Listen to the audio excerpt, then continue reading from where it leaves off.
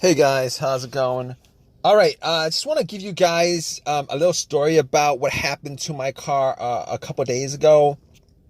So basically, what happened was the car was driving fine all day without any kind of issue, uh, and I went to Walmart, parked it there, got something, came back, and out of nowhere, it wouldn't crank. So no crank, no start issue that I had. So basically, everything on the dash worked fine. Everything in the car worked fine. There was absolutely no issues at all. The remote worked fine. Was able to get into the car. Radio was blasting. Radio was on. Everything. All right. So basically, I was thinking to myself, probably the battery was the issue. So what I did was I turned on the headlights, went out and checked out the beam, just to give me a gauge on how bright the headlights were. I could probably determine whether the battery was good or not. And the headlights were really bright. So right off the bat, I was thinking if they were that bright, I should at least get like a really slow crank if the battery was kind of low. Regardless, I had to check out where the battery was. I went and checked out where the battery was just to make sure that all the terminals were clean and they were tight. And I noticed that the terminals were a little bit corroded. There was some white bluish stuff on there. So what I did was I took out a bottle of Coke, poured it on the terminals, and was trying to clean it with some paper towels, and was able to clean it pretty good. Now the terminals weren't super tight. I was able to wiggle it out, but they were snug in there, so I knew that it probably wasn't the terminal being loose that was causing the issue. And then after I cleaned it up, popped it back on, and tried to start the car, it did the same thing. It wouldn't crank, it wouldn't start. But everything else seemed to be working all right. So at that point, I was thinking to myself, all right, maybe it could be a weak ground wire. If you guys don't know what where the ground wire is, the main ground wire is pretty much the negative terminal, and most of the time it connects to the frame of your car.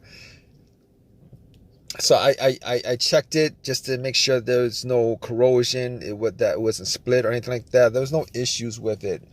So what I did after that was, I had a battery pack that I bought a couple of months ago because I had the same situation where I swapped out the battery.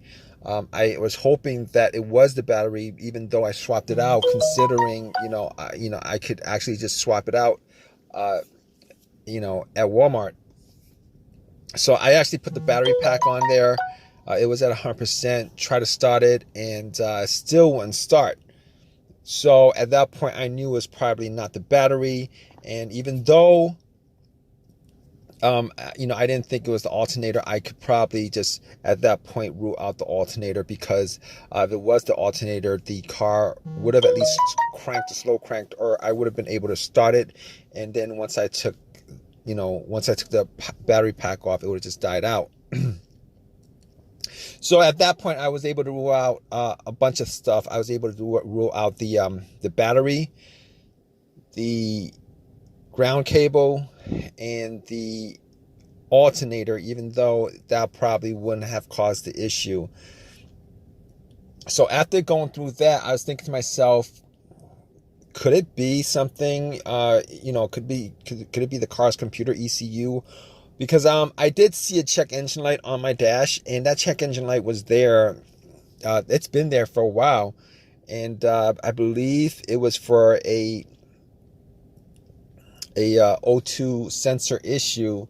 Now, I did have an OBD2 that I bought from Walmart, and it was a $19 OBD2, one of the cheap ones, and I pretty much hooked it on to my OBD port, and trying to make sure that I was actually getting a connection between the car's computer and the car itself.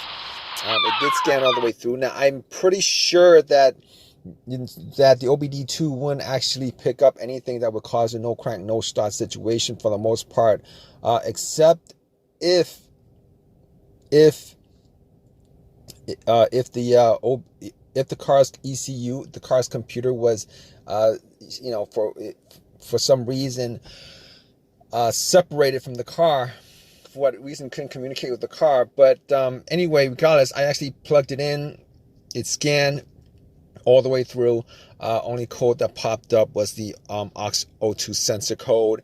And at that point, I was pretty sure that it wasn't anything to do with the car's computer, any codes that would cause it. And I actually had to move on to I had to move on to some other troubleshooting outside of that, because that wasn't causing the issue. So basically, I got to a couple of things, which were the fuses and the relays, which were highly capable of causing a situation like this. And got to the fuses, checked out all the fuses, just to make sure that none of them were blown. And I was actually looking at them. Now, I didn't have a fuse tester on me. I didn't think it was the fuses. Now, the two situations that I've had where fuse would cause a situation like that, one of those situations was a Honda that I had where the main fuse blew, and I was getting no power throughout the whole entire car. The main fuse was the fuse that connected the battery to the fuse box itself. And that was the previous situation that I have, and I'm pretty sure that wasn't the same situation that I had, so I could rule that out, because I was getting power to everything except it wouldn't start. Now, the other situation I had pertaining to a fuse that caused a no start situation was actually a crank no start situation, and I think one of the fuses actually blew. Then that fuse was connected to the ECU or the fuel pump. And I remember once I changed out that fuse, the car would crank, but it wouldn't stop. Once I changed out that fuse, it was able to start up. So I could rule out those two situations as being, related to a fuse issue that would cause this situation that I had. So basically, I could rule those things, the fuses out, and the fuses were pretty clean. I didn't smell any kind of burnt smell, and didn't see any kind of brownish, anything brownish, and a brownish appearance on top. So at that point, I was able to kind of rule out the fuses, not at 100%, but I was able to rule out the fuses for the most part. So basically, at that point, I had a situation where I was maybe it could have been the relays or the starter. That's what the two situations that came up. But I didn't think it was the starter, because I did switch out the starter about, I would say I switched out the starter about a year and a half ago, and that was, it seemed like it was a starter issue, but I didn't really want it to be a starter issue, considering I only put maybe like 20,000 miles on my car, and I think they should last a lot longer than that. But anyway, before I even went there, I looked at the relays, just to see whether they had issues or not. Now, I couldn't make out whether the relays had issues, but I did get to the starter relay. I pulled it out. It looked like it was a bit dirty or whatever, but I had some rubbing alcohol, put it on some paper towel, and wipe the connectors, put it back in, try to start it. It really didn't do anything. Didn't change up the situation. So I was thinking it was a weird situation, because it would click every time I would I would try to start the car. It would click, but it wouldn't crank. It wouldn't crank at all. Normally when it clicks, it normally means that the relay is working, because that's what the relays do when there's electricity going through, that it clicks to connect the connection, to whatever it's relaying the electricity to. But regardless of that, I actually had another relay that I was able to swap out with that, and I actually was looking for another relay with the same, with a similar relay in the box, and I was actually able to find one. And what I did was I took that relay out, and I swapped it with that with the other relay, and I went back and tried to start it, and guess what? Bam! It started up. It worked without a problem. And at that point, I knew that it was the relay that was the problem. All right. So it was a pretty easy fix. I drove to AutoZone, which was within that whole shopping center.